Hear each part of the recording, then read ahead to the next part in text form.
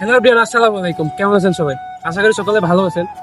তো আপনারা কেমন ভালো আছেন জানি না, তবে আপনাদের থেকে ভীষণ ভালো আছি আমি।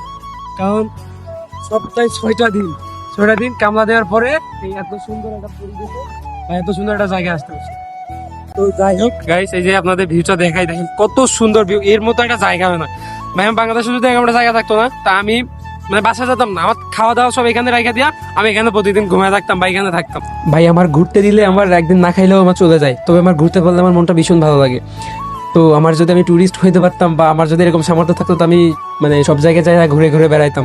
কোনো কাজ কাম থাকতো না, শুধু এই দেশে যেতাম বা ওই দেশে যাই এরকম ঘুরে ঘুরে বেড়াতাম।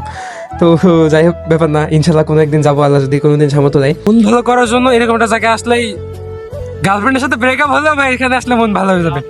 দেন রুমে যাওয়ার পরে আবার মন খারাপ হতে পারে, কিন্তু এমন একটা জায়গায় আসতে পারলে। প্রায় 2 ঘন্টার মতো ঘুরছি, 2 ঘন্টার মতো ঘুরে আমরা এখন ভীষণ টায়ার্ড। এখন যে রুম পর্যন্ত যাবো এরকম এনার্জি আমাদের মধ্যে আর নাই। তো যাই হোক, আমরা ওইখানে বসে রেস্ট করতেছিলাম আর ভাবতেছিলাম নেক্সট ফ্রাইডেতে কোথায় যাওয়া যায়। তো আমরা নেক্সট ফ্রাইডেতে আবারও বেরোবো কোথাও ঘুরতে। তো যাই হোক, আজকে ভিডিও পর্যন্তই। সকলে ভালো থাকবেন, আল্লাহ হাফেজ।